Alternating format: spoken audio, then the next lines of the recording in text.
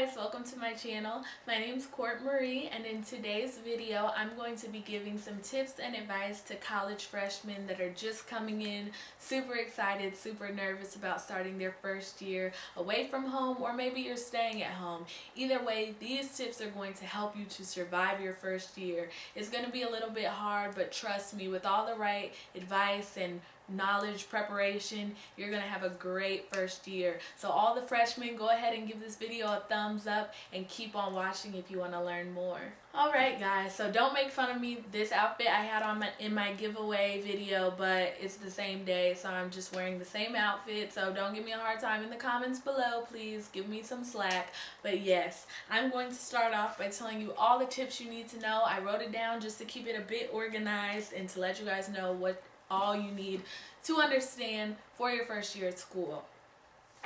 Alright, these aren't really in order from most, important to not most important. It's just kind of a list. Go ahead, take it as you will. Just kind of listen, understand what all you need. You can even write these down or favorite this video or something on your webpage and just kind of remember the things I said, because trust me, I watched so many of these videos before I went to college and I kind of was like, oh, okay, advice, but I didn't really take it seriously. But trust me, I went through a crazy first year, and I want you guys to know everything you need to know just to be successful your first year. So the first thing I'm going to say is try to get used books. I know that whenever you go to school, whenever you go to orientation, you're going to have a bookstore.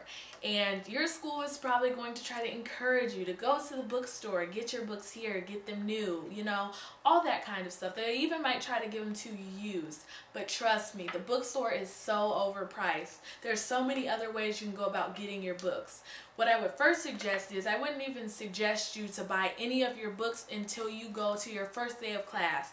Try to figure out if you even need your books, because a lot of times your professor will tell you that you'll never use your book, that you'll barely use your book, or that you can use an old copy, because a lot of times they update books and they become more expensive, but sometimes you can buy older ones for even cheaper than the new ones. So just try to go to class first before you buy the books. I know it's kind of scary and you want to feel prepared, but trust me, it can save you hundreds of dollars if you wait.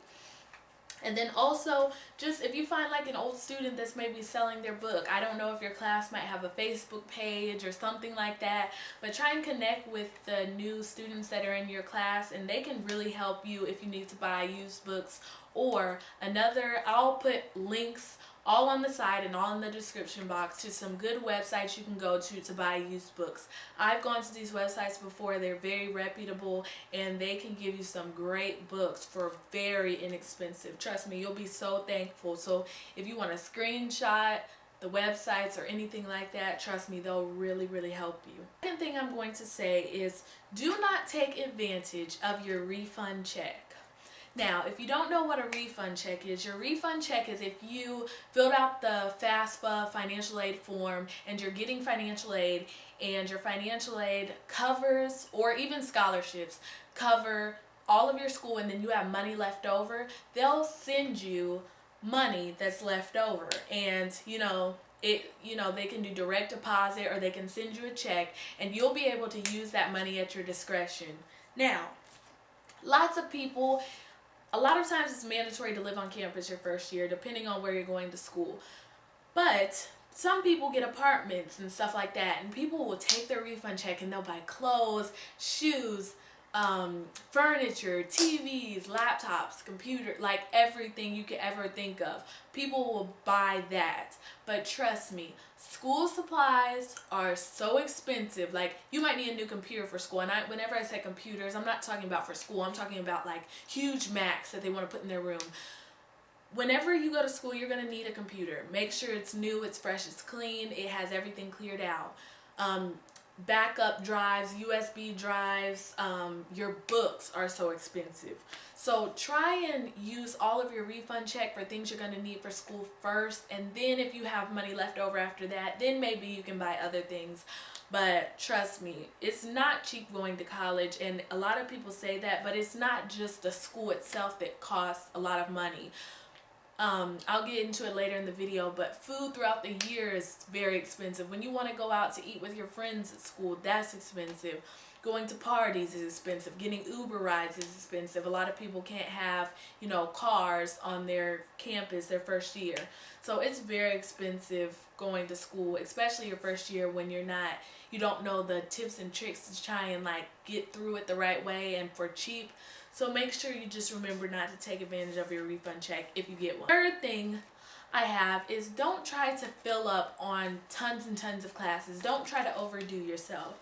If you've already met with your counselor, or even if you haven't met with your counselor yet, they're probably going to tell you 15 to success or something like that, 15 to finish, which means you take 15 credit hours every single semester, and that will lead you to graduate on time in 4 years. Most of the time they'll tell you don't go over 15. You can normally take a maximum of 18 depending on what your school says, but most schools it's a maximum of 18. Just because you can take 18 credits does not mean you should. I'm pretty sure they say you need an hour worth of, or there's something that says you need you can look it up. It's a certain number of hours you have to study per each credit hour. And it's a lot of studying basically. So 15 credit hours is enough studying per week. So to do 18 is even more. I would just suggest, since it's your first year, college is not like high school. Whenever you do the work, it can be easy and be the same as long as you pay attention to your professor, listen, take good notes, meet with them, and do all that good stuff. It can, be easy. But at the same time, you have so many other distractions like friends, partying. You get introduced to alcohol and stuff like that. It's not really good to fill up on classes and then be doing stuff at the last minute. Trust me that it's just way easier if you take the 15, and maybe if you realize, hey, this was super easy and I could do more, then maybe next semester you could get into doing more credit hours, or maybe your second year. But for first semester, just getting used to college, I suggest sticking to the 15. It's just much, much easier that way. My fourth rule is that the library is your friend. I know that in high school you probably, or maybe you didn't take advantage of your library like that. You didn't really need to go, and if you did, you kind of just sat in there to just, see your friends and stuff like that. But when you have a roommate, if you're staying in a dorm or in an apartment, if you have a roommate, sometimes your roommate, they might have friends over. They might, your schedules might not match. They might be an early bird while you like to stay up late. They might be vice versa. So a lot of times you do have to go to the library in order to truly study and to not be distracted whatsoever. They could have friends over, be watching TV, playing music, and just asking your roommate to kind of conform to your schedule can start a lot of issues. So going to the library is not a bad thing. It's actually a lot better. And during finals times, you notice that the libraries are packed because they have all books and resources.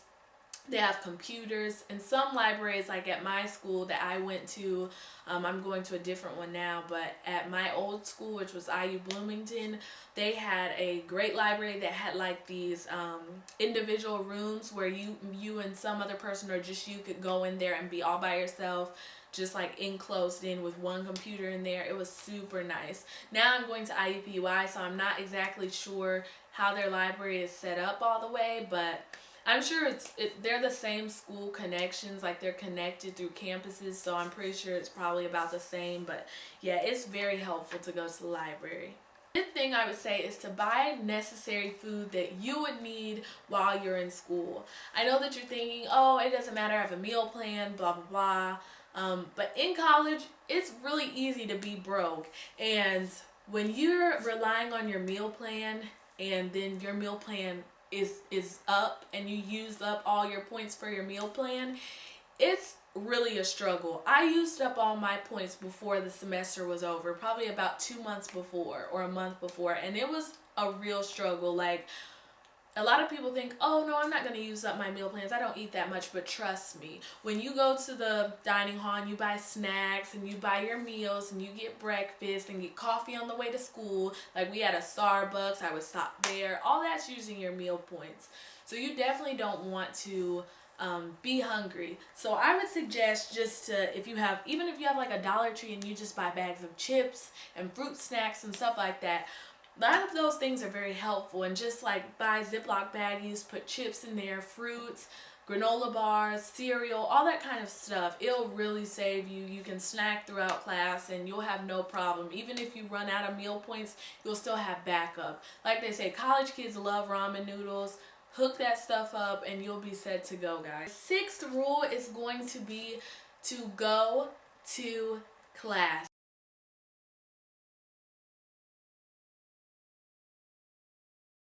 I literally cannot stress this rule enough.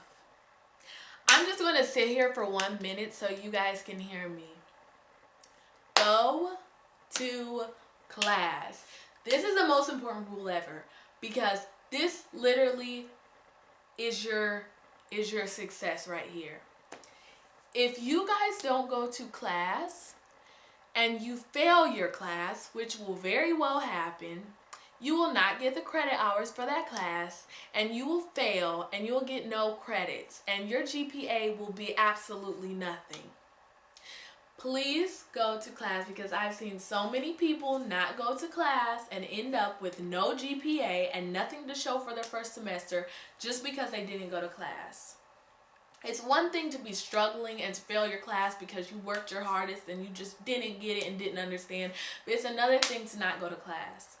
It's super easy to skip out on class because you overslept, because you stayed up partying, because you were just up late watching Netflix. Your parents aren't going to be there. Some of you might live at home, might not have that problem. Your parents might wake you up and everything's cool. But if you live in a dorm, if your roommate wakes you up in the morning, that's awesome. If your alarm wakes you up, cool. But some people sleep past their alarms. Not just sleeping past, but sometimes you're just like, my mom doesn't know I didn't go to class, and your professors are not going to call you up on the phone and say, hey, why weren't you in class today? And they're not going to call your parents and say, hey, why wasn't your child in class today? You're responsible. There's sometimes going to be hundreds of kids in your class. Your professor doesn't know that you're not there, and sometimes, a lot of times people skip because they think they can get away with it. Oh, my professor won't know, but trust me. After a while, your professor will know, and they do have a way of kind of checking attendance, whether it's by doing a poll on the screen of your lecture or having you sign a book around on a random day in class and you just happen not to be there.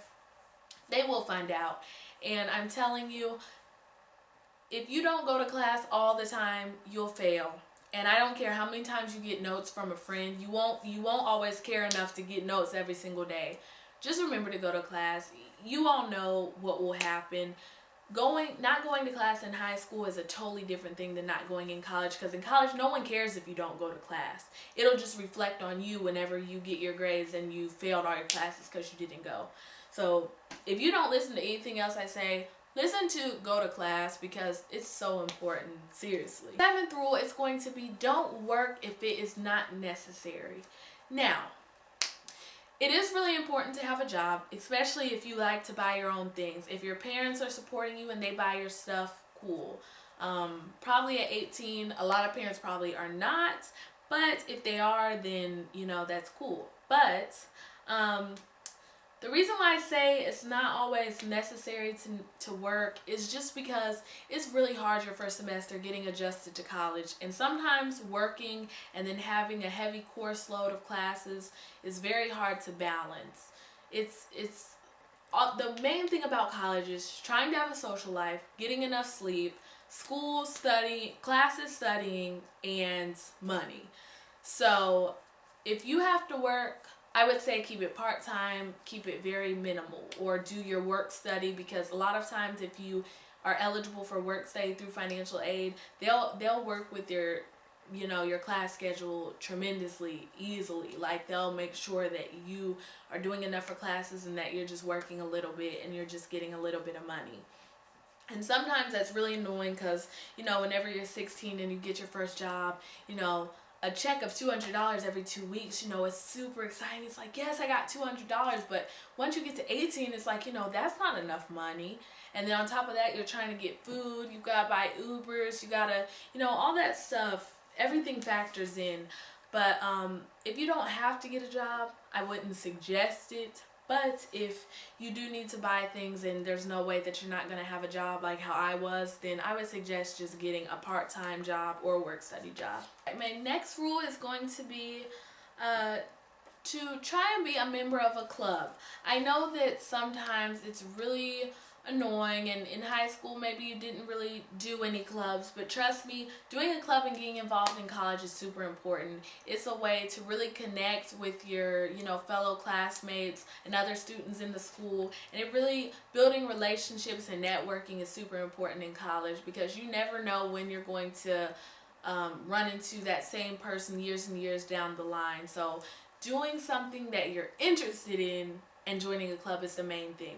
Your school probably has hundreds and hundreds of clubs. People can even create their own clubs. So it's definitely like a whole bunch of clubs that you can join. What I wouldn't suggest is trying to overdo yourself and be in 100 of clubs, because trust me, you won't be going to all those clubs, and especially in the first week you'll probably put down your email for so many clubs, but try to only join like a few clubs that you know you can handle. They do have meetings and events and stuff like that, so it can be overwhelming. I joined a few clubs myself.